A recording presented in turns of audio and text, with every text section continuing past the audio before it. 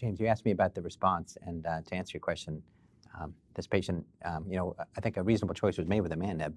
It's not a poor choice, maybe it was a very conservative choice, but that is not a good response. I mean, I think there's definitely improvement, and the patient's moving along the response spectrum, but we expect more. And I think this is a warning, and maybe it's, as Doug mentioned, this is not perhaps the lowest risk patient. Maybe there is some issue there. So that early response would be considered inadequate at 3 months if there's no early molecular remission. I think we've seen literature and guidelines will tell us you may not have to switch, but you want to think about it, look at adherence, concomitant medications, whatever you're considering could be slowing this patient down. And then at 6 months, we still don't see the expectation of an early molecular response, nor maybe the equivalent, what would be a major cytogenetic response. But I think it's been looked at two ways, early response. Either having a major cytogenetic response or a transcript level 10% or lower seems to be a good predictor in the 3 to 6 month window. So we're missing on both. And so for this patient now who's failed frontline therapy, what are your considerations for additional treatment for the next line of therapy? So I think this is another open discussion. What do we do now? We have a patient with comorbidities. We might have started with a second generation drug, but we didn't. We started with imatinib, and we have pretty frank a miss. This patient has not had good early response. Do we think there's going to be a lot of recovery with a second generation drug? I think some might consider all options at this point. Some might even consider the most potent of drugs because the patient is not responding well enough. I think there's less data to support going right to a very aggressive approach like ponatinib, but I think that some people might consider that. There might be certain additional testing that should be done. What about resistance testing at this point?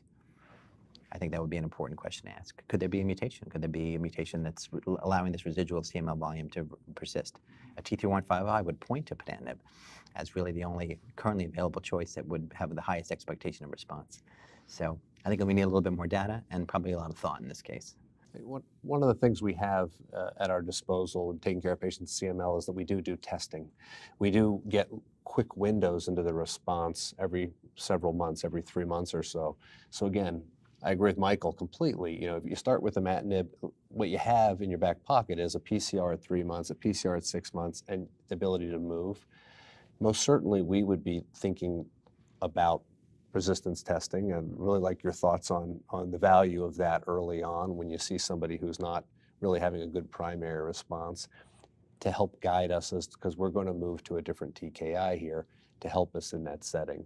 Do you encourage early testing with mutation analysis for patients like this? Well, I think we follow the guidelines currently follow the guidelines. If, obviously if a patient presents in accelerated or blast phase, you test for mutations. If a patient fails to meet certain milestones, we test for mutations. And that seems to be maybe the case here. The 3 month and 6 month drops were not as great as one would like.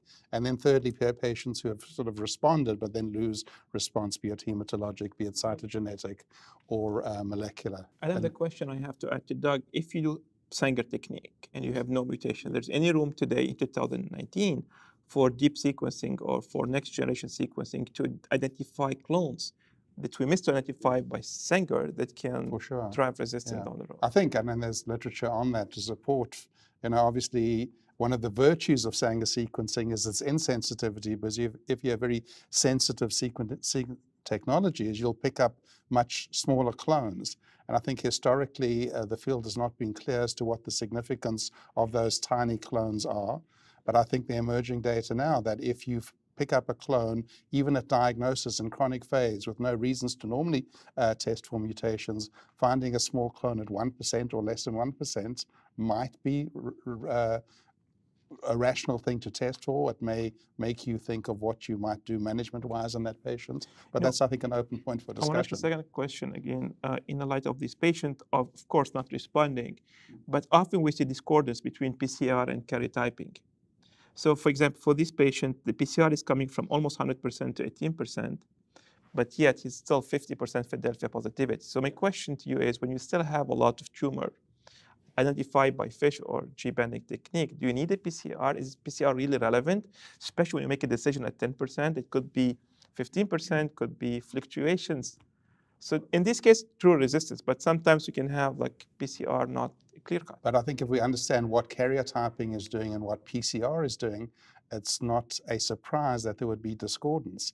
PCR is a quantitative measurement, as you know, of the RNA bulk in the tumor, usually 1 copy per cell, maybe 2 copies per cell, whereas karyotyping is not that. Karyotyping's gauging the cells that have a growth advantage. So it's not really as quantitative of PCR. So I think that's how you can sometimes see the discordance between the two. I think it's usually the other way around. We might see a PCR level that hangs up and a better cytogenetic response. Maybe the residual clones got a higher level of expression. But that's a great question. I think that's been even shown in some recent studies, some discrepancy.